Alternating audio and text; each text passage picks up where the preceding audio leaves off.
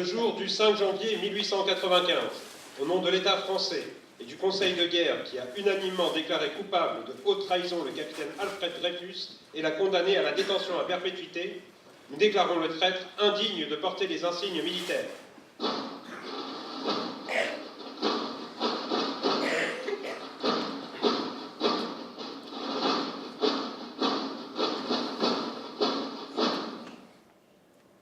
L'humiliation eut lieu dans la grande cour de l'école militaire. 4 hommes et un gradé me conduisirent au centre de la place. Un adjudant de la garde républicaine s'approcha de moi. Il arracha sans ménagement boutons, galons, tous les insignes de mon grade. S'il avait pu m'arracher la peau, me broyer les os, je crois bien qu'il l'aurait fait, avec en plus le sentiment de rendre service à sa patrie. À notre patrie. Puis, l'adjudant prit mon sabre et le brisa avec un élan d'une rare détermination. On m'obligea ensuite, l'uniforme décousu, en loques, à effectuer un tour entier de la cour, afin que le peuple que j'avais soi-disant trahi puisse me cracher à la figure. Jusqu'à la fin de mes jours, je garderai en moi les cris sauvages de cette foule. Pauvre foule aveugle que l'on était en train de tromper tout autant que moi. C'était la première fois que j'avais l'occasion d'entendre des haines se rapprocher, se répandre, se confondre, se réchauffer les unes aux autres. Terrifiant. Il y avait là, contre les grilles, dans ces gorges tendues, non pas seulement la haine contre le traître à sa patrie, ce que j'aurais finalement compris puisque l'on présentait à la foule un condamné pour trahison, mais toutes les haines mélangées.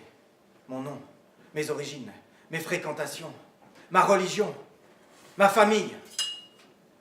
En quelques secondes, ma vie tomba sur le pavé de cette cour et ne devait jamais se relever vraiment.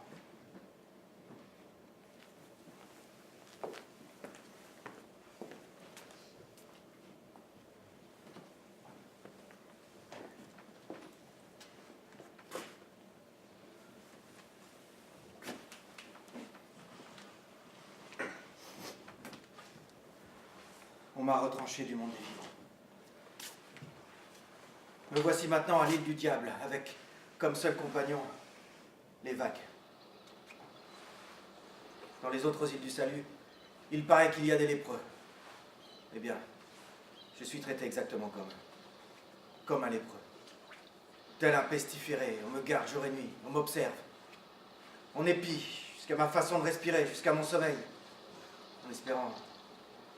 Je ne sais quelle fourberie de ma part, je ne sais quelle révélation.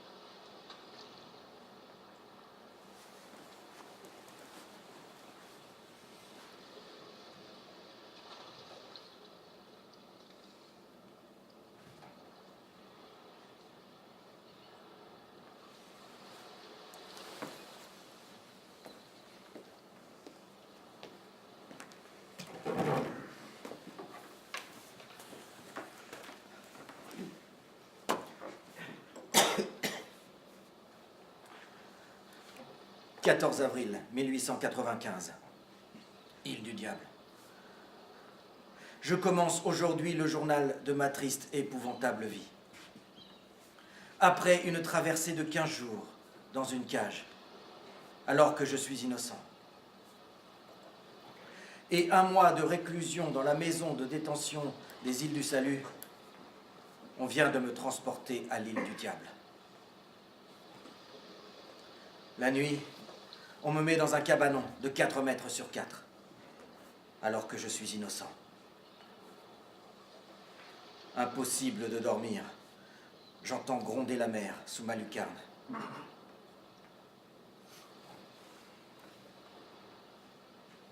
J'ai beaucoup hésité à prendre la plume. Mais je sentais qu'il fallait témoigner. Que même bâillonné, il fallait crier. Et chaque fois que ma main s'approchait du papier, j'avais toutefois comme une répulsion. Non par peur de livrer des secrets. Quel secret? J'avais déjà dit tout ce que je savais, c'est-à-dire rien, puisque j'ignore tout de l'affaire dont on m'accuse. Non. J'hésitais à prendre la plume parce que, comme dans un cauchemar, je revoyais le départ de toute cette macabre mascarade. La sinistre dictée du 15 octobre.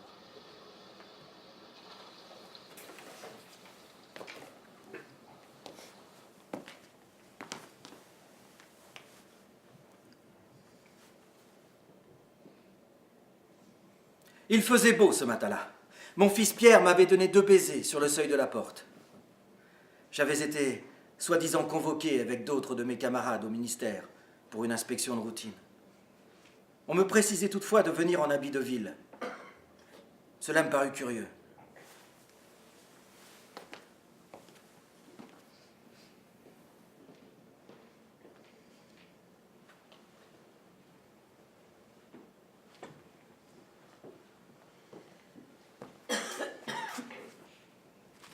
Lorsque le commandant Picard m'introduisit dans son cabinet, j'eus un étrange pressentiment.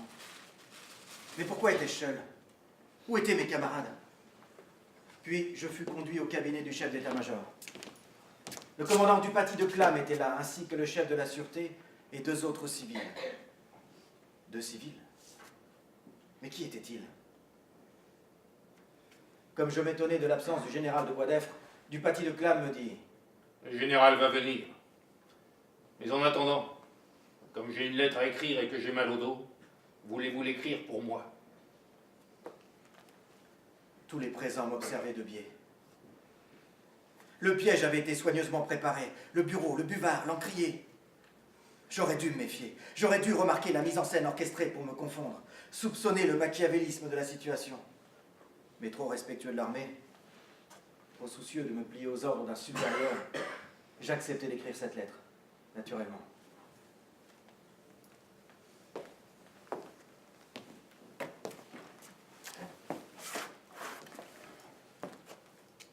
Le commandant du paty de Clam commença alors à me dicter un texte auquel je ne compris pas grand-chose, mais je m'appliquai du mieux possible.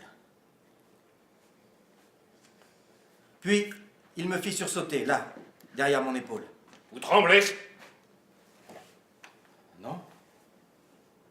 Non, je ne tremble pas. Pourquoi tremblerais-je? J'ai peut-être les doigts un peu engourdis à cause du froid, mais je ne tremble pas. Et je redoublai d'attention dans mon écriture, ce qui sembla l'excéder au plus haut point. Une note sur les troupes. Une note sur le frein hydraulique. Il ne quittait pas des yeux mon écriture. Puis il me fit sursauter de nouveau. Faites attention, c'est très grave. Grave. Mais là encore, le mot aurait dû m'alerter. Mais comment aurais-je pu me douter une seule seconde de l'infamie qui se tramait sous mes doigts? Je me penchai davantage sur le document que j'étais en train d'écrire, mais la main de du paty de Clam s'abattit sur moi. Il me semble encore sentir la pression de ses doigts sur mon épaule. Au nom de la loi, je vous arrête. Vous êtes accusé du crime de haute trahison.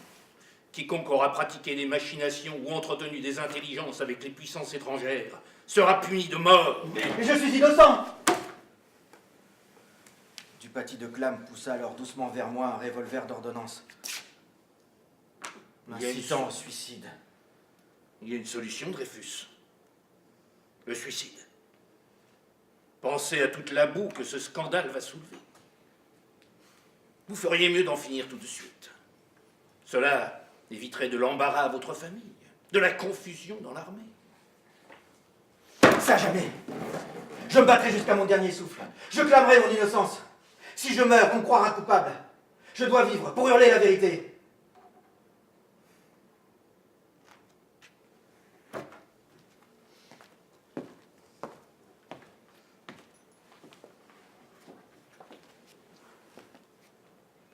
Mais je savais que l'étau venait de se refermer sur moi.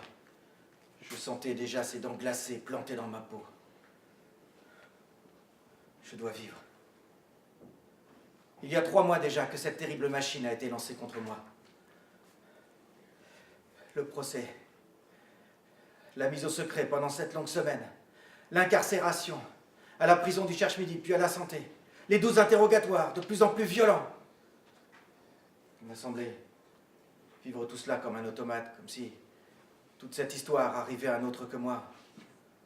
Comme si j'allais me réveiller, serrer ma femme dans mes bras et partir jouer avec mes enfants dans les jardins. Et dès le premier jour du procès, la presse s'est acharnée contre moi. Le petit journal, l'Éclair, le Petit Parisien, le Matin m'ont dénoncé comme traître. La Croix, la Libre Parole ont publié des propos antisémites afin de jeter le trouble dans les consciences. Traître, trahison, traîtrise, espion, fourberie. Des mots qui désormais vont me poursuivre. Une vie peut se briser dans un train qui déraille. On peut mourir en traversant une rue. Tout peut basculer dans un incendie. On peut périr noyé. Mais jamais, jamais on ne pourrait s'imaginer qu'en quelques secondes au fond d'un bureau, sa propre main signe son arrêt de mort, l'infamie se glissant dans des mots en apparence insignifiants. « Je vais partir en manœuvre », avait écrit l'espion à la fin de son document de traîtrise. Il annonçait donc qu'il allait partir en manœuvre, mais moi, je ne devais absolument pas partir en manœuvre. Il n'avait jamais été question de m'envoyer en manœuvre. Ce n'était donc visiblement pas moi l'auteur du bordereau. C'était pourtant facile à vérifier. Pourquoi est-ce que ni les officiers du bureau de renseignement, ni le ministre de la guerre, ni les juges militaires ne s'arrêtèrent sur ce point? Il me semble pourtant capital.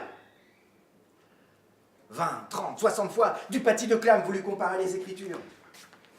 Il m'obligea à réécrire cette phrase, tantôt debout, tantôt assis. Je vais partir en manœuvre. Tantôt ganté, tantôt lentement. Je vais, puis à toute allure, partir en manœuvre. Mais s'il avait osé, il m'aurait carrément demandé d'imiter de suite l'écriture du bordereau d'origine. Ce fameux document, froissé, déchiré en 4 morceaux, puis recollé, qui aurait été soi-disant la preuve irréfutable de mes relations d'espionnage avec l'Allemagne. De ce document, j'ignorais tout. Ce n'est que bien plus tard que j'appris qu'on avait exhumé un bordereau d'une poubelle à l'ambassade d'Allemagne. Au vu de ce morceau de papier griffonné, il sembla clair qu'un officier renseignait l'ennemi. Et l'enquête menée à la hâte mena jusqu'à moi. Mais pourquoi? Comment? Sur quelle preuve réelle? Aucune. Absolument aucune. La bataille des graphologues commença alors pour me confondre. Mais leurs avis ne cessaient de diverger. Qu'importe, plus rien ne pouvait déjà plus arrêter l'erreur en marche. Messieurs Gobert et Bertillon, experts, émirent 2 avis radicalement différents. Mais cela n'émut personne. Messieurs Charavet, Tessonnière et Pelletier furent nommés pour trancher. Brave Pelletier, qui lui conclut de suite à mon innocence, mais que personne n'écouta. Le féroce Bertillon s'acharne sur moi. Quand on lui fait remarquer qu'il y a tout de même des dissemblances entre l'écriture du traître et la mienne, il ne désarme pas, et il prétend que j'ai volontairement déguisé mon écriture. Dans les mots à double S, j'ai pour habitude de mettre un S long d'abord et un petit S ensuite. Dans le bordereau, c'est le contraire. Bertillon affirme que je le fais exprès. Idem pour les déliés, que je mets toujours au commencement des mots. Dans le bordereau, les déliés sont à la fin. Mais précisément, triomphe Bertillon! Le traître cherche à nous égarer. Il déguise son écriture, c'est flagrant. Mais qu'est-ce qu'il y a de flagrant dans toute cette histoire? Sinon, un acharnement inhumain, un esprit de meute.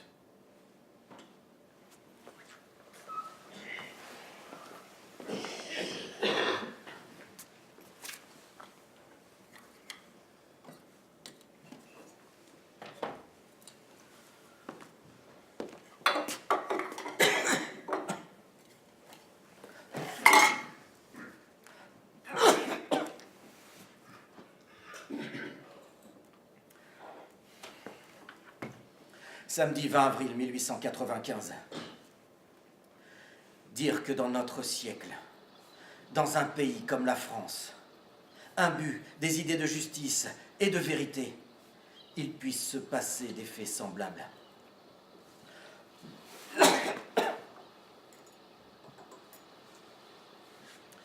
J'ai écrit au président de la République.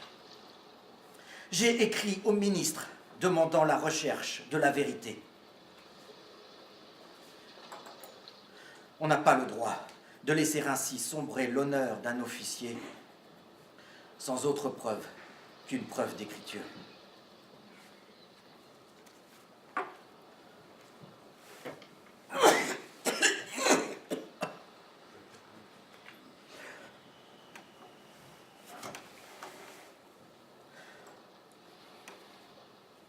« 22 avril 1895. Tout moisi ici par suite de ce mélange d'humidité et de chaleur. J'ai demandé hier au commandant des îles du Salut une assiette. Il m'a répondu qu'il n'en avait pas.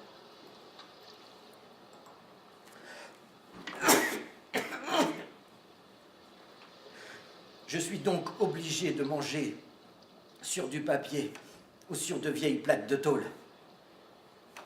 Ce que j'avale ainsi de malpropreté est inimaginable. Mais je résiste, envers et contre tout.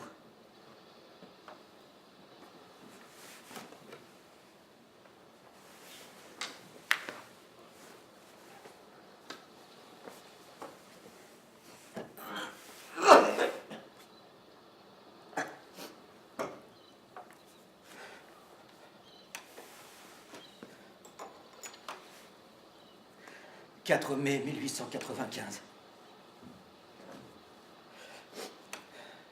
Quelle longue journée en tête-à-tête avec moi-même, sans nouvelles des miens. À chaque instant, je me demande ce qu'ils font. Où en sont les recherches? La dernière lettre date du 18 février. Et nous sommes en mai. Il me restait encore le plaisir de lire mes livres, mais ils sont en piteux état. Les bêtes y élisent domicile, les ronges y déposent leurs œufs.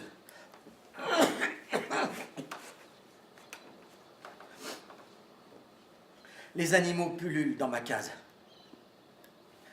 Il y a même des araignées crabes dont la morsure est venimeuse. Et je ne parle pas des souris qui me disputent les miettes de repas.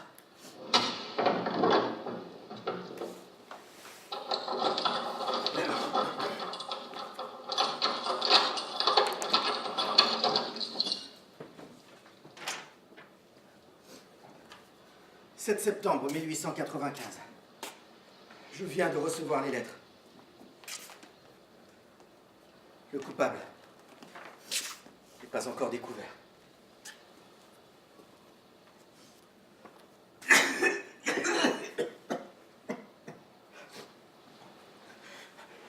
« 29 septembre.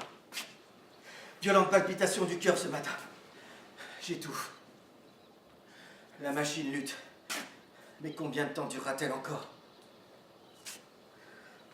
« 5 octobre. J'écris au président de la République comme on jette une bouteille à la mer, avec à peine l'espoir qu'elle arrive intacte jusqu'à mon port.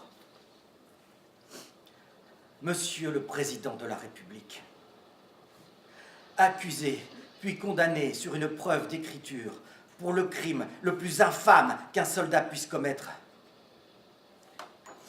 j'ai déclaré, et je déclare encore, que je n'ai pas écrit la lettre qu'on m'impute. Depuis 1 an, je lutte contre la fatalité. Je demande, je supplie qu'on fasse la lumière pleine et entière sur cette machination, dont ma famille et moi sommes les malheureuses et épouvantables victimes.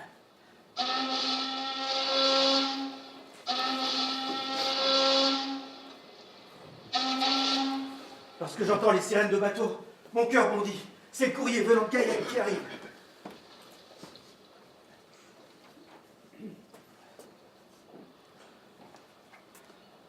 Novembre 1895. Le courrier venant de Cayenne est arrivé. Le coupable n'est pas encore découvert.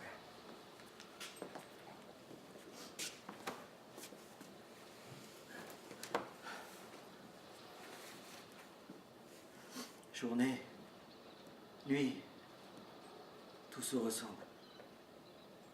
Je n'ouvre plus la bouche. Je ne demande même plus rien puisqu'on a interdit à mes surveillants de me répondre. Je voudrais bien vivre jusqu'au jour de la vérité pour pouvoir crier ma douleur, les supplices qu'on m'inflige.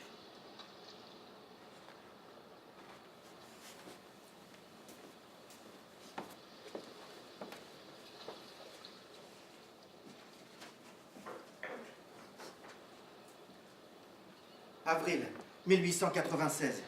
Une lettre de mon frère Mathieu. Courage, nos efforts aboutiront. Nous réussirons. Ton frère qui t'aime. Ouais, Mathieu. Nos efforts. Vos efforts aboutiront. Mais quand?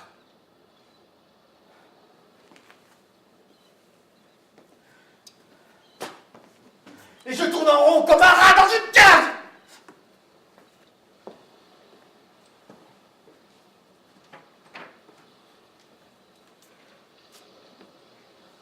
Septembre 1896.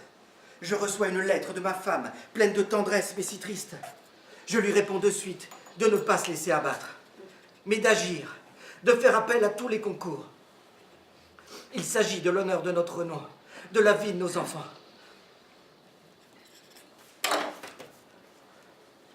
Puis, les événements se précipitent. Une nuit, 2 hommes empestant la crasse et l'alcool entrent dans ma cellule, avec des maillets, des chaînes, et donnent un tirage inquiétant.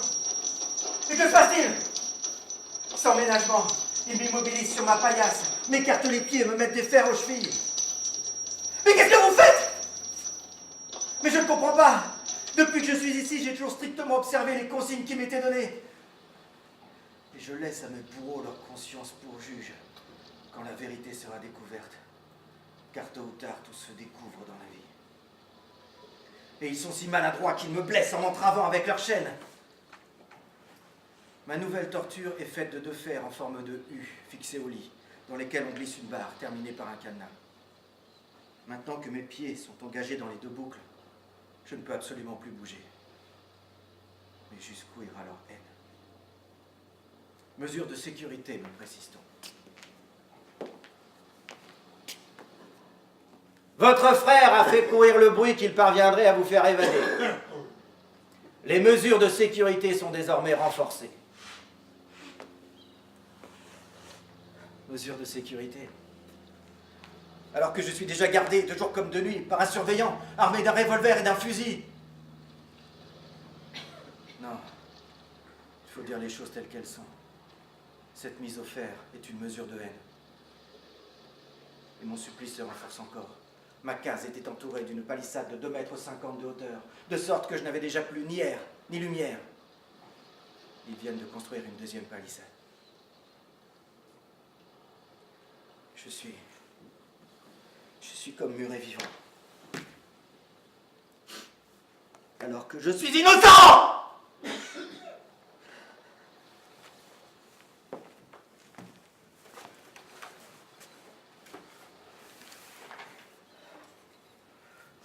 « 10 septembre 1896. J'écris de nouveau au président de la République. Je ne récrimine aujourd'hui contre personne. Chacun a cru agir dans la plénitude de ses droits, de sa conscience. Je déclare simplement, encore une fois, que je suis innocent. Et je ne demande toujours qu'une chose, toujours la même. La recherche du véritable coupable. Et le jour où la lumière sera faite, je demande qu'on reporte sur ma femme, sur mes enfants, toute la pitié que pourra inspirer une si grande infortune.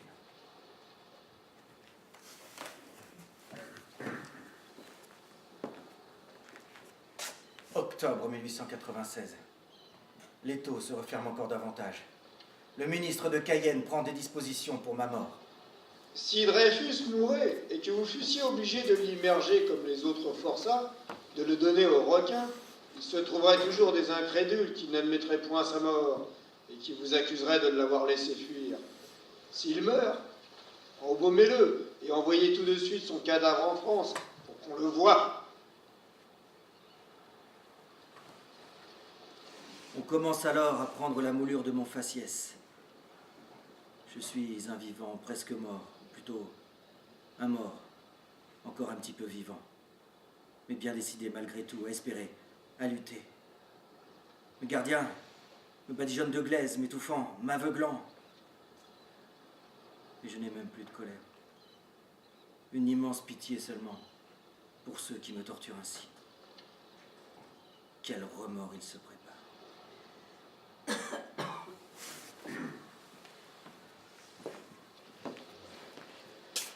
1897. La suspicion devient plus pesante sur mon dos. Les lettres de ma femme sont à présent réécrites, recopiées, par une main banale. Ils craignent un code calligraphique entre nous, je ne sais quoi, qui semble leur faire très peur. Et je prends tout cela comme un outrage supplémentaire. Mais jusqu'où peut-on aller en noyant un homme? La main sur la tête pour l'enfoncer. Doit-on en plus lui faire manger la vase et tout ce qu'elle contient?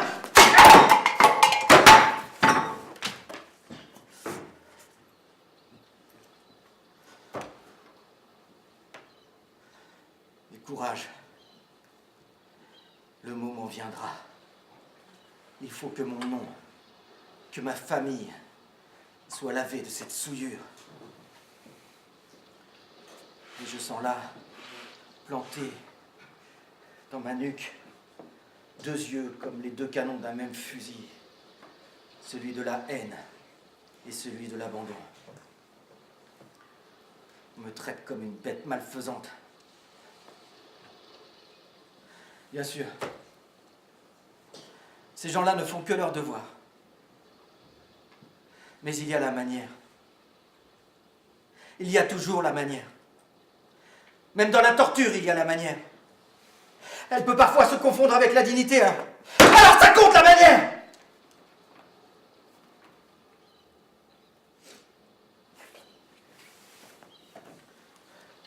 Mes gardiens ont reçu l'ordre de relater tous mes gestes et mes jeux de physionomie à leur hiérarchie.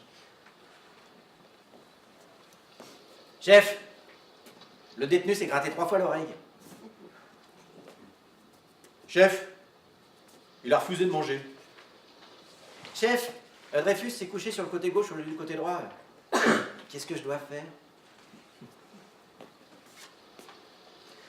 Et si ce n'était cette terrible situation, je m'amuserais à leur singer n'importe quoi pour qu'ils l'interprètent et ayant référé à leur hiérarchie.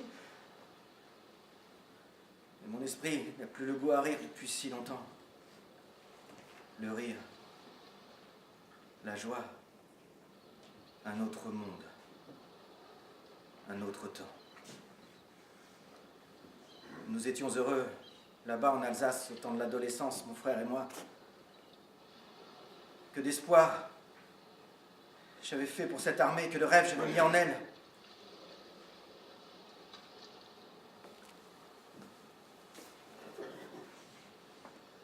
« 1898. 4 ans déjà. Ils sont maintenant 13 surveillants à se relayer tout autour de moi, devant, derrière, à l'intérieur de ma tête. Des sentinelles ont été placées partout, tout autour de ma case. Un souffle de terreur règne ici. Que se passe-t-il là-bas à Paris?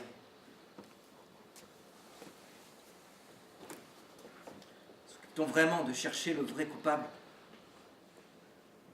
Qu'une nouvelle ne m'est transmise depuis si longtemps. Tout mon courrier est censuré. Heureusement, de temps en temps, des petits mots de mes chers enfants m'aident encore à redresser la tête quand tout voudrait me faire baisser la garde, quand on me pousse à faire mettre pied à terre à mes révoltes.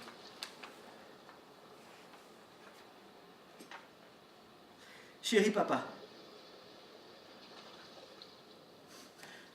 j'ai pleuré ce matin parce que tu ne reviens toujours pas. Pierrot.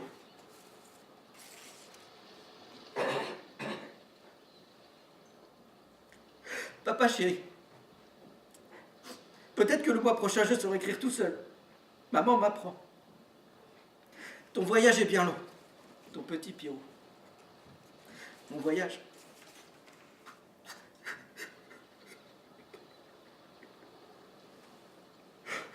chérie. Je voudrais que tu reviennes bientôt. Ta petite Jeanne.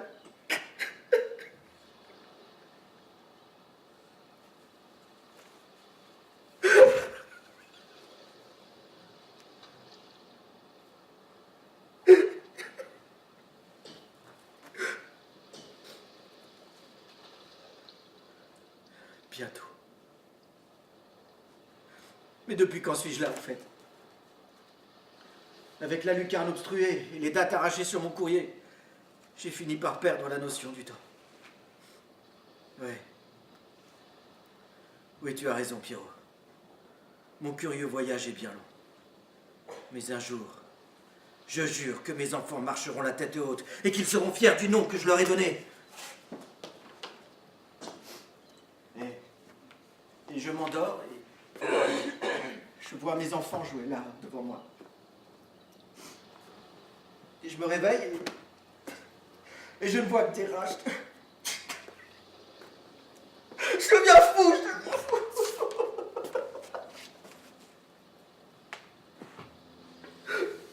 On devrait profiter plus de ces enfants, les aimer plus vite, plus fort, les garder au fond des yeux, au bord du cœur, faire une provision d'amour au cas où. Et puis il y a eu ce télégramme, comme un jet de lumière dans toute cette noirceur. 16 novembre 1898. J'étais en train d'apprendre par cœur les lettres de mes enfants et de ma femme. Le gouverneur, commandant supérieur des îles du Salut, informe le déporté Dreyfus que la chambre criminelle de la Cour de cassation a déclaré recevable la demande de révision du jugement. Révision du jugement. Enfin, ce que j'attends depuis 4 longues années. Enfin, je crois bien que j'ai crié malgré mes forces terriblement diminuées. Enfin!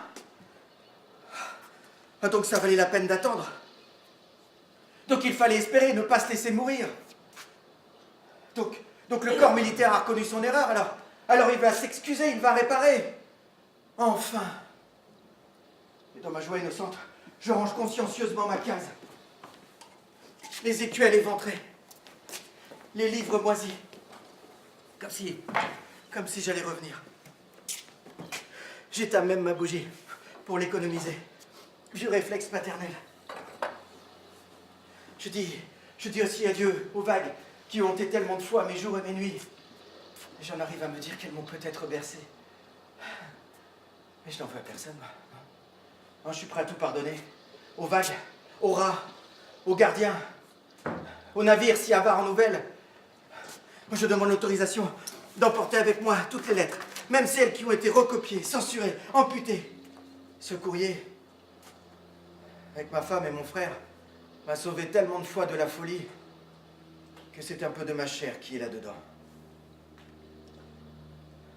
De mon histoire, qui en mon absence est devenue l'affaire et secoue la France, je suis resté en 1894. Au bordereau, unique pièce au dossier. Au procès, à huis clos, à des pièces soi-disant secrètes, à la raison d'État. Moi, je crois encore en la loyauté du général de Boisdeffre. Je crois encore en la justice de mon pays, envers et contre tout. Retranché du monde des vivants, des pensants, des agissants, j'ai passé près de 5 années dans les plus complètes ténèbres, avec à peine au ventre le farouche espoir que tout finirait par s'éclaircir. Et enfin, la vérité approche.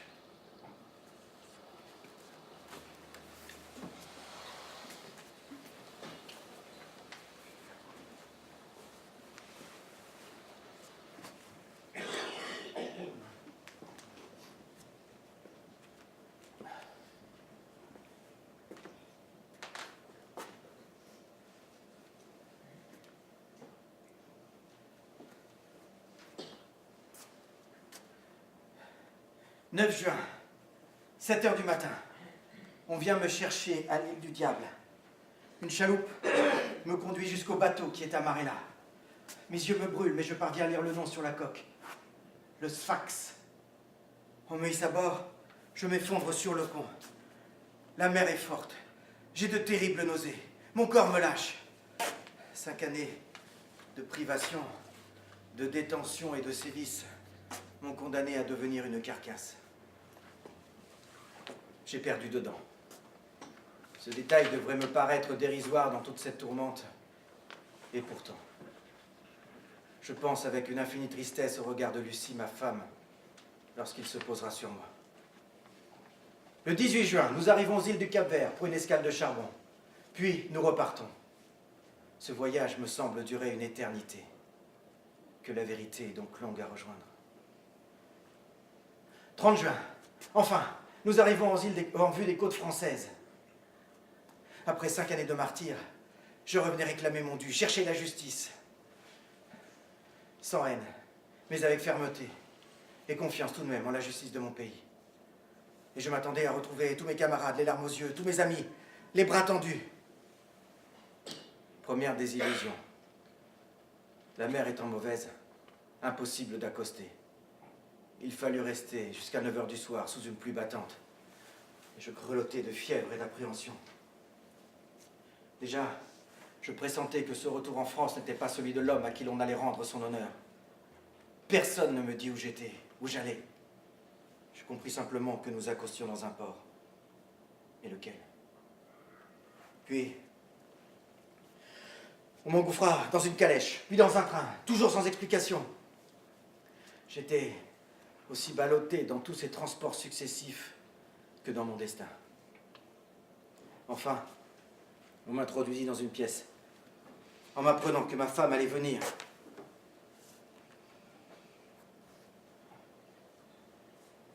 Après 5 ans d'absence.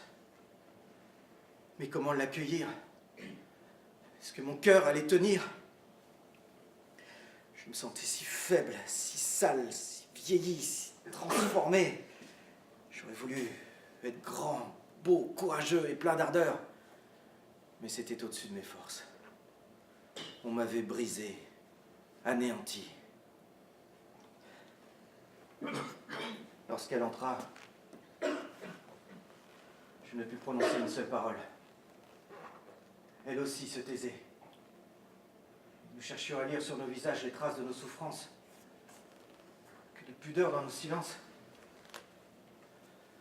Nous aurions voulu nous dire tout ce que nous avions sur le cœur, toutes ces sensations comprimées, étouffées depuis de si longues années. Mais les mots expiraient sur nos lèvres. Nous nous touchions comme des enfants. Je n'ai jamais été un grand orateur, tu sais. Oui, je sais. Tu comprends? Oui, je comprends. Attends.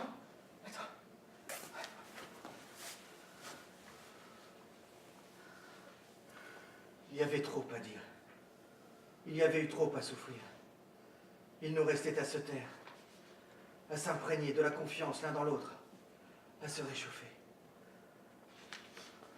Nous étions seuls au monde, même si un lieutenant nous observait. Mais de quoi aurait-il pu nous voler, pauvre petit lieutenant d'infanterie? On nous avait déjà tout pris. Notre honneur, notre nom, et surtout, des années de vie.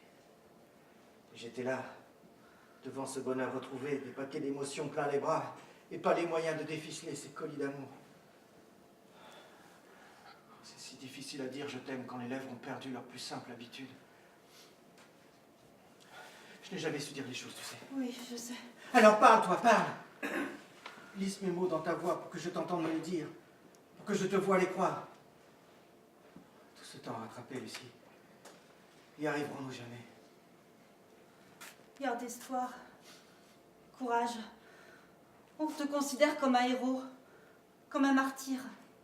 Je ne suis rien de tout cela, tu le sais bien, toi qui me connais. Je reçois plus de 1000 lettres par jour. 1000 lettres par jour, mais tu es sûr? Bien entendu.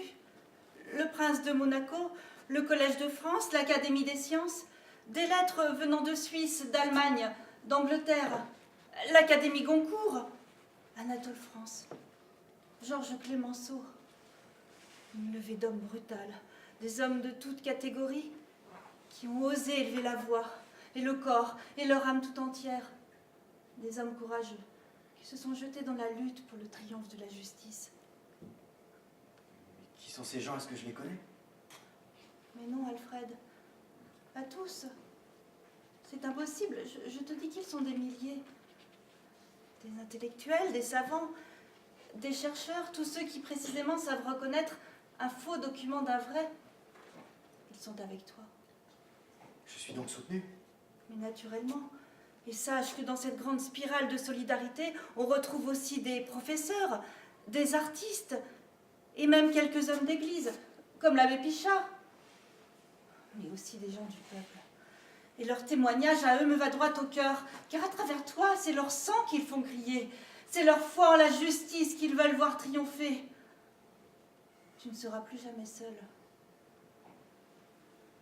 Plus jamais seul, tu crois? J'ai choisi pour te défendre 2 avocats de grand talent, Maître Laborie et Maître Demange. Ils vont te sortir de là. Avec 2 hommes tels qu'eux, la vérité ne peut plus rester enterrée. Elle va sortir, elle va jaillir, elle va éclabousser les plus sceptiques. Des preuves contre Esterhazy, des aveux du colonel Henry avant son suicide. Tout cela sera jeté à la face du monde. Ils ne peuvent plus rien contre toi. Ils? Mais qui ils? De qui parles-tu? Mais de tes ennemis, de ceux qui veulent te salir, t'anéantir. Mais je ne me connais pas d'ennemi. Mais enfin, Alfred, réveille-toi. Tout a changé durant ces années. Tu as des ennemis et il va falloir les affronter. Mais Dieu merci, tu es en vie. Tu es là. Ouais. Je suis là. Je suis vivant. Mais dans quel état? Et à quel prix?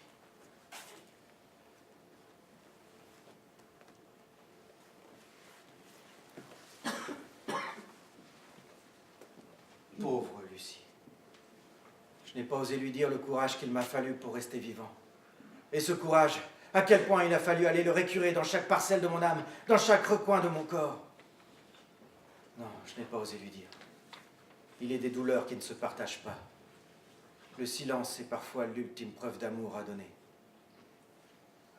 Non, je n'ai pas osé lui raconter à quel point mes bourreaux avaient secrètement espéré ma mort, à quel point ils avaient misé sur les tortures, sur le climat pour se débarrasser de cet innocent gênant. Cet innocent qui, au fort de leur cauchemar, se dressera à jamais devant eux. Lucie me raconta aussi la superbe lutte entreprise par Bernard Lazare, qui, persuadé de mon innocence, fit paraître une brochure intitulée « Une erreur judiciaire, l'affaire Dreyfus ». Lazare, qui, tout en me défendant, précisait aussi qu'il défendait la justice et la liberté. J'appris qu'Émile Zola lui-même avait pris position et que le 13 janvier 1898, il avait fait paraître dans l'Aurore, le journal de Clémenceau, un article au titre ravageur. « J'accuse ».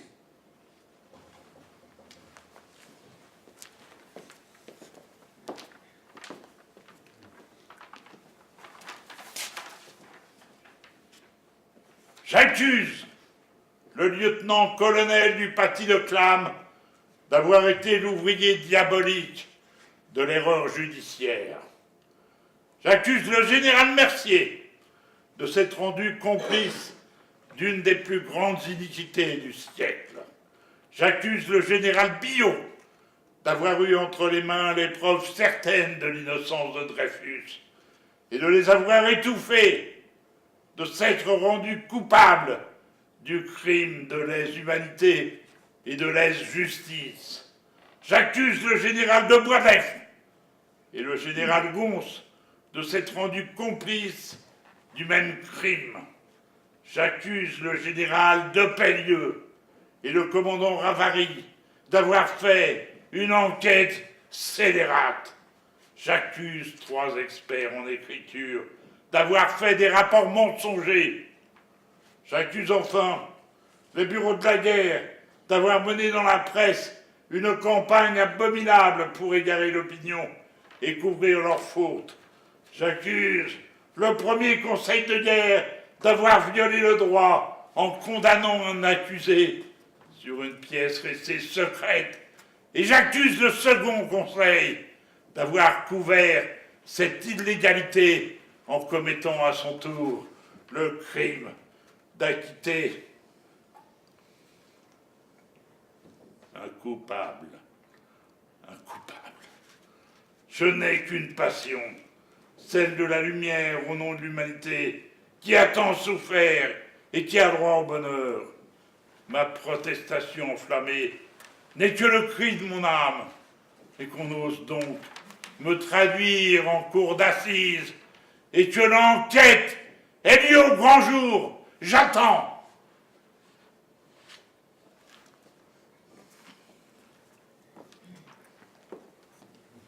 Qu'on ose donc me traduire en cour d'assises.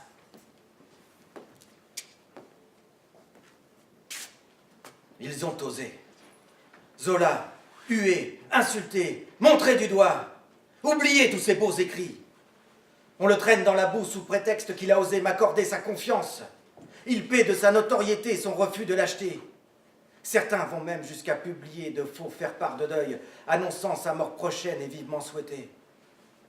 Pauvre Zola, traîné devant les tribunaux, condamné à 1 an de prison pour avoir crié la vérité.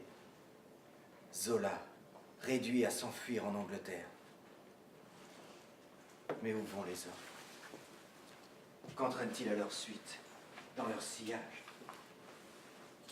Qu'allons-nous laisser de beau, de grand, de lumineux, si nous ne savons même pas reconnaître la grandeur et l'amour? Et où allons-nous? Qu'est-ce qui nous mène vers le désastre? Où est notre sens du devoir? Ce devoir qui devrait être aussi inflexible que la fatalité, exigeant comme la nécessité, impératif comme la destinée.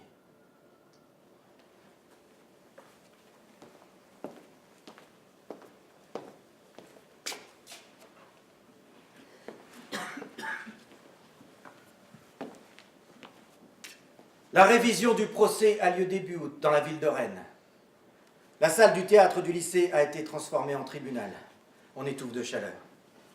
Dans la salle d'audience, une grande table et des chaises ont été placées pour le conseil de guerre. À droite du tribunal, en contrebas, le banc de la défense et devant ce banc, 2 chaises. Une pour le capitaine de gendarmerie chargé de me surveiller et l'autre pour moi.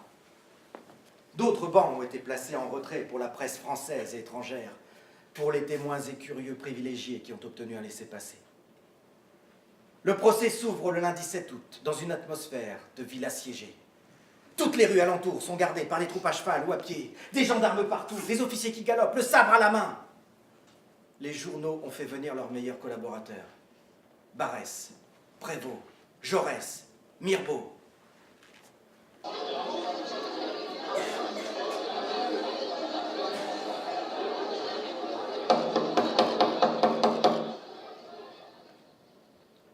Puis on m'introduisit dans la salle d'audience.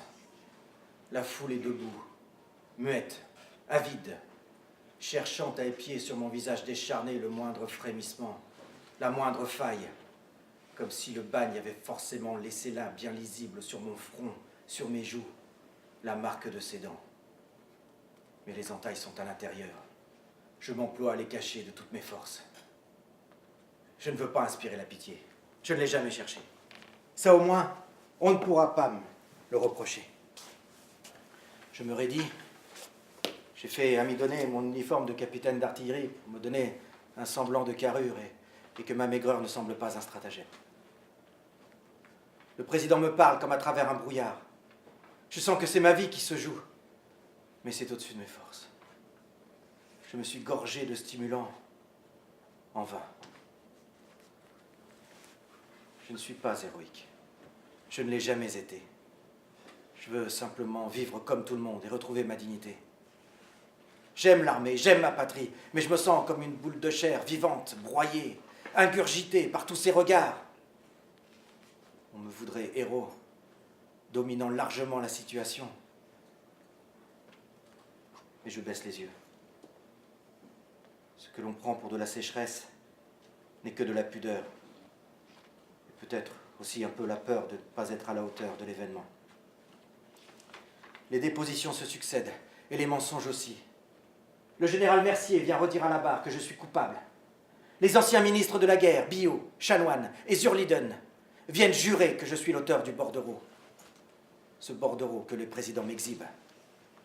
Alors, vous niez? Je sursaute à son ton féroce. Oui, mon colonel, oui, je suis innocent. Et les questions me brûlent à l'intérieur de mes tempes. Je perds contenance. Non, mon colonel, non, jamais, je suis innocent. Et soudain, je tressaille. Colonel ou président? Et nous sommes dans un conseil de guerre, alors je devrais dire colonel. Mais nous sommes aussi dans un tribunal, alors c'est président qui convient. Excusez-moi. Excusez-moi, je ne sais plus ce qu'il faut dire. Toutes ces années ont brutalisé ma perception des choses, la précision des mots. Si seulement on m'avait laissé un peu de temps pour retrouver ma santé, j'aurais pu me défendre. Mais je sens que je vais défaillir. Je me crispe sur ma chaise. Seulement 20 témoins ont été cités en ma faveur, alors que 70 sont venus pour l'accusation. Mes avocats, maître Demange et maître Laborie, ne s'aiment guère. J'aurais dû voir qu'ils ne pouvaient pas ensemble me sortir de ce gouffre. Ils se tournent mentalement le dos. Il est trop tard à présent pour envisager une défense cohérente et harmonieuse. Je le vois bien. Mes anciens collègues viennent eux aussi déposer contre moi. Mes camarades de Polytechnique m'accablent. Ils vont jusqu'à dire qu'à 20 ans, j'avais déjà l'œil torve, les manières sournoises. Je vois défiler en moi tous ceux en qui j'avais mis de l'amitié. Mes compagnons de chambrée me chargent, s'accordant à interpréter, à déformer des souvenirs, à me trouver des tares, des obsessions. Et à l'énoncé de tout cela, la foule s'enflamme. À chaque nouveau coup de scalpel dans ma vie, la foule commente. Et tous, sans exception, déposent en ne regardant pas un seul instant le président du jury, mais le général Mercier, comme si un seul mot d'ordre avait circulé secrètement. Sauvez l'armée! Qu'elle sorte pure et sans tache de cette sale affaire. Et le procès est interminable. Les esprits s'enflamment. Dans la rue, le 14 août, un coup de feu est tiré sur maître Laborie. Mais le procès se poursuit. Il faut en finir. Et je découvre avec horreur toutes les fourberies tissées au sein même de cette armée française que j'avais pourtant placée en si haute estime. Dire que je la pensais bien au-dessus des travers habituels des hommes. J'apprends avec effarement qu'un faux a été fabriqué par le colonel Henry pour me confondre. Et le cauchemar s'épaissit. Plusieurs de mes camarades diront: d'ailleurs, Dreyfus a toujours été un peu fourbe. D'ailleurs, même en Alsace, il a laissé une sale impression. D'ailleurs,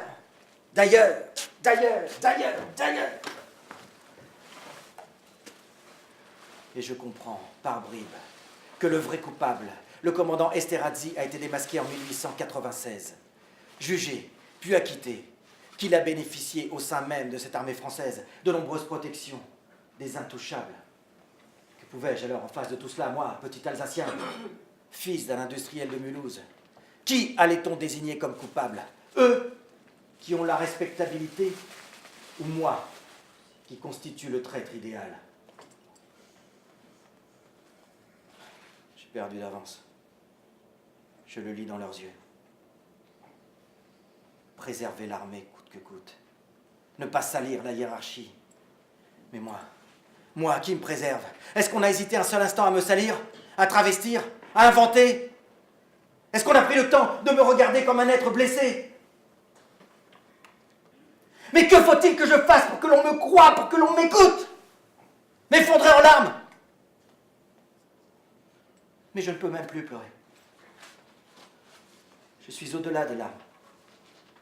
Je suis passé de l'autre côté. Je traversais le miroir du chagrin et de la pitié depuis si longtemps. Je suis un lambeau d'histoire que l'on met en phrase, que l'on mettra peut-être un jour en page, en livre. Puis, on appelle à la barre le général de Boisnefre. Je reprends espoir. J'ai toujours admiré cet homme. Il va crier mon innocence, c'est certain. Il arrive. Il a du mal à marcher. Il fuit mon regard. Il a beaucoup vieilli. Il est réduit à sa silhouette. Si mon salut passe par lui seul, alors je me rends compte que je n'ai aucune chance de triompher. L'obscurantisme sera plus fort. Il aurait fallu un titan pour me sortir de ce gouffre. Général de Wadef, jurez-vous de dire la vérité, toute la vérité, rien que la vérité? Levez la main droite et dites je jure. Je le jure. Général de Wadef, nous ne vous poserons qu'une seule question. Nous vous demandons de ne répondre que par oui ou par non. D'après vous, général, le capitaine Dreyfus est-il l'auteur du bordereau? Oui.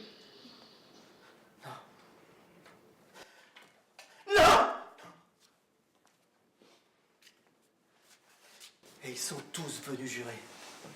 Ils ont prêté serment. Leur voix n'a pas tremblé. Ils ont osé parler de vérité et des mensonges plein la gorge. Et je sens l'ombre de l'armée m'envahir, me noyer. Tout est fini. Je suis perdu. Le président du jury annonce que la sentence va être prononcée. Je me raidis. J'ai encore confiance tout de même en la justice de mon pays. On ne peut pas me condamner à nouveau.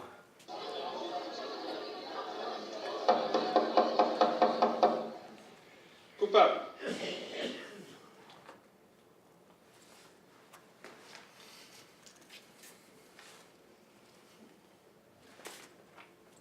Je suis de nouveau reconnu coupable à 5 voix contre 2. Et tout se brouille à l'intérieur de ma tête. Coupable. Coupable. Coupable. Coupable. Coupable. Coupable. 10 ans. 10 ans de réclusion sont demandés. 10 ans de solitude, de faim, de rats, de maladie, de honte, de mort.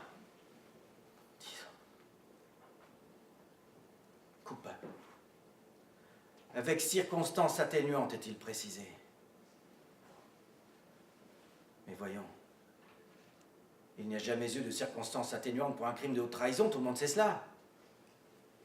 Mais voilà qui prouve bien que la justice trébuche sur elle-même, qu'elle s'empêtre dans ses propres contradictions. Quelles circonstances atténuantes peut-on trouver au crime d'un traître? J'étais donc coupable, mais sans l'être, et tout en l'étant. Mais c'était indigne. Dès le lendemain de ma condamnation, je me décide à faire une demande de pourvoi en cassation. Je n'avais pas passé 5 ans d'enfer, traversé au péril de ma vie des épreuves physiques ou morales pour m'entendre à nouveau condamné à 10 ans de prison. Ça, jamais!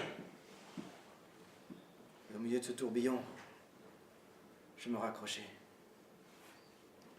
Pauvre fou que j'étais de croire encore tellement à la sagesse des hommes. Je me raccrochais aux 2 jurés qui ont refusé de me croire coupable. Condamné à 5 voix contre 2.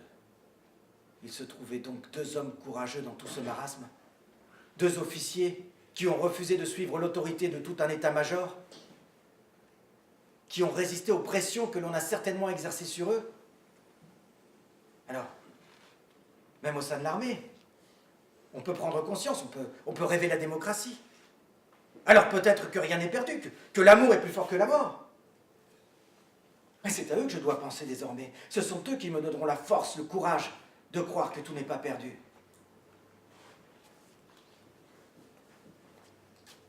Clémenceau me soutient en écrivant dans l'Aurore « L'iniquité recule. La première fois, l'unanimité des juges a condamné Dreyfus. Maintenant, il y a 2 voix pour proclamer son innocence. Demain, ils seront 3. Et bientôt, tout un peuple. Pourquoi pas? Il faut poursuivre le combat. » Bien sûr. Il faut poursuivre le combat. Mais Dieu qu'il faut aller le chercher loin. De plus en plus loin, ce courage. Aller le récurer dans chaque parcelle de mon âme. 2 jours plus tard, mon frère, Mathieu, mon cher frère, vient m'annoncer que je pouvais bénéficier de la grâce. La grâce? Attends. La grâce te sera accordée si tu acceptes de retirer ta demande de pourvoi en cassation. J'ai eu l'impression terrible qu'un mur s'effondrait sur moi. Cette grâce, était-ce un dernier marchandage que l'on m'offrait pour mieux me perdre?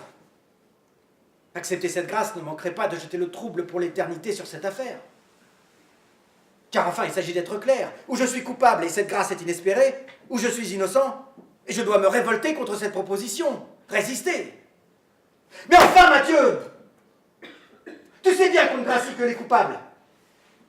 Je ne veux pas être gracié, je veux être innocenté, ce n'est pas la même chose. Je dois exiger que mon procès soit à nouveau révisé pour que je sorte blanchi à jamais, sans aucune ombre possible. Je ne pourrai pas vivre dignement si un doute subsiste dans les consciences. Alfred, ton état de santé ne te permet guère de te lancer dans un nouveau combat. Enfin, Mathieu, je suis innocent, c'est pas juste. Je sais, mais tu n'as plus la force de les affronter. Regarde ce qu'ils ont fait de toi, tu es usé. Ne t'obstine plus à te battre. Accepte, Alfred, accepte ta grâce, je t'en prie. Il avait malheureusement raison. Ils avaient broyé en moi l'énergie nécessaire à les combattre. Je sentais les forces me déserter. Ils seraient donc les grands vainqueurs de cette abominable tragédie. Et j'étais tellement amer. Et mon frère prévenant, qui scrutait mon visage. Mon brave Mathieu, qui guettait ma réponse. Pense aussi à ta femme, à tes enfants, à tous les défenseurs de ta cause. La France entière s'étripe depuis 5 ans. Dreyfusard, anti-Dreyfusard, tu es devenu un adjectif. Les membres d'une même famille s'empoignent en ton nom. Tu n'ignores pas non plus que toute la communauté juive a les yeux braqués sur nous, sur ton destin. Pour eux, pour nous qui t'aimons, tu n'as pas le droit, pas les moyens de refuser cette perche que l'on te tend. Accepte, Alfred, accepte ta grâce, et tout sera classé.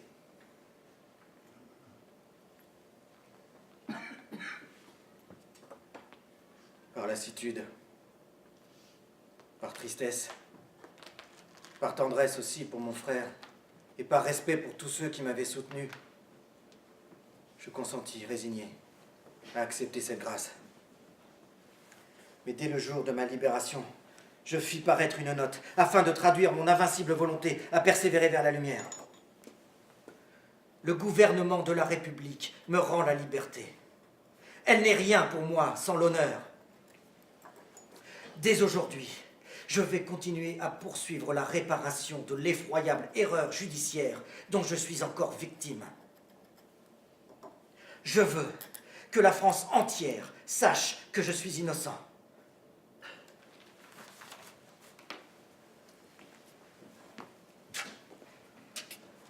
En avril 1903, Jean Jaurès fait un splendide discours devant la Chambre des députés. Lui qui, dès 1898, avait clamé « Par la seule force de la lumière, nous vaincrons !»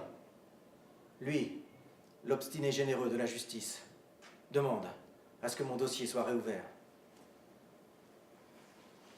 Cette affaire cesse d'être classée, déclassée, réouverte, fermée, comme une plaie que l'on chercherait désespérément à faire cicatriser, mais qui, sous le poids du destin, se réouvrirait sans cesse. Plaie béante pour l'éternité.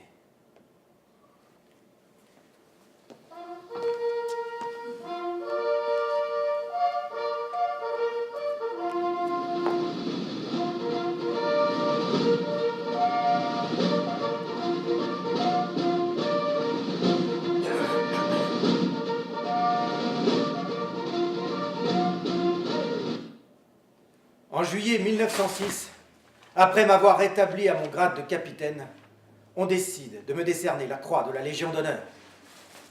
On m'annonce que la cérémonie aura lieu dans la grande cour de l'école militaire, exactement là où s'était déroulée 12 ans plus tôt l'atroce parade de dégradation. Non, je ne pourrai jamais supporter cette cérémonie du souvenir. Je demande donc humblement que cette Légion d'honneur me soit remise dans la petite cour, avec un nombre restreint d'invités. Au nom du président de la République et en vertu des pouvoirs qui me sont conférés, commandant Dreyfus, je vous fais chevalier de la Légion d'honneur. L'épée est retombée 3 fois sur mon épaule. Soudain, quelqu'un dans la foule a crié « Vive Dreyfus !» Curieusement, mon sang s'est glacé. Je murmurais: oh non, surtout pas, surtout pas. Vive la République, vive la vérité, vive la liberté. Anatole France était là, très ému, mais Bernard Lazare et Émile Zola n'avaient pas vécu assez vieux. Leur ombre planait sur la cérémonie. J'eus pendant quelques instants devant les yeux le visage d'Émile Zola asphyxié. Zola, victime de son courage, sa cheminée malencontreusement bouchée. Zola, étouffé par sa propre vérité. Puis, les troupes disparurent. Des mains se tendirent, des amis m'embrassèrent. Et j'étais tellement fatigué. Tellement. 12 ans. Il m'avait fallu 12 ans de lutte et d'acharnement. Et on me disait que la chose la plus raisonnable à faire à présent, c'était d'oublier. Oublier. On évitait soigneusement de me parler du préjudice causé à ma carrière par ces 12 années de lutte. Si je n'avais pas été condamné, j'aurais été chef d'escadron depuis 4 ou 5 ans. Me reléguer comme capitaine, même décoré, m'interdisait à jamais d'atteindre les hauts grades militaires. Toute l'ambition de ma vie. Pour la France, pour l'armée, l'affaire était close. La Cour de cassation m'avait entièrement réhabilité. Le pouvoir civil avait pris le pas sur le pouvoir militaire. Le pays pensait s'être racheté. Tout cela n'était finalement que l'histoire d'un officier qu'une regrettable erreur avait empêché de poursuivre son chemin. Mais la bête immonde est longue à mourir. Elle eut encore de nombreux soubresauts. En juin 1908, lorsqu'on transféra les cendres d'Émile Zola au Panthéon, un homme, dans la foule, m'ayant reconnu, me tira dessus, me blessant à l'épaule. Étrangement, l'homme fut acquitté. Mais tout cela est sans importance. On continuait à me dire qu'il fallait oublier, tourner la page, continuer, qu'il me restait désormais à réapprendre à vivre. Tout simplement, vivre.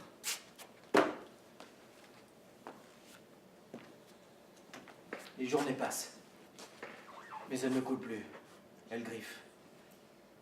Tout cela est fini depuis si longtemps, alors il paraît que je devrais être apaisé.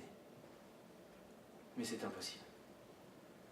Tandis que je vois jouer Pierre et Jeanne devant moi, tandis que Lucie prend le frais à la fenêtre, chaque fois que ma main trace à la plume des mots recoupant par hasard ceux du bordereau, difficile, très peu de jours, je vais partir, responsable. Chaque fois. À chaque fois, je tremble. Non. Non, ce n'est pas encore fini. Il me reste une dernière guerre à mener. Celle contre les cauchemars qui m'assaillent aux heures les plus sombres de la nuit. Car quand tout le monde dort, il m'arrive encore de m'imaginer là-bas, à l'île du diable.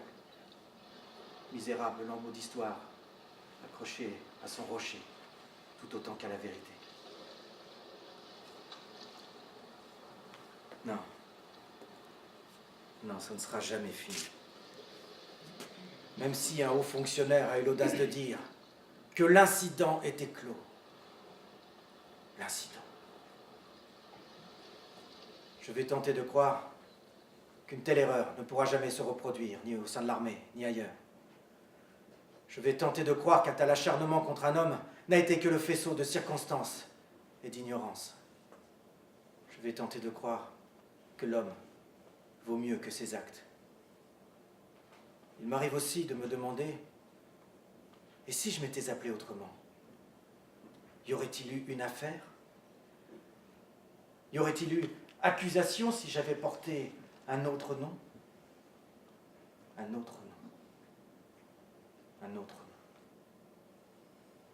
Mais très vite, je balais cette idée. Qu'importe le nom, le pays, la religion.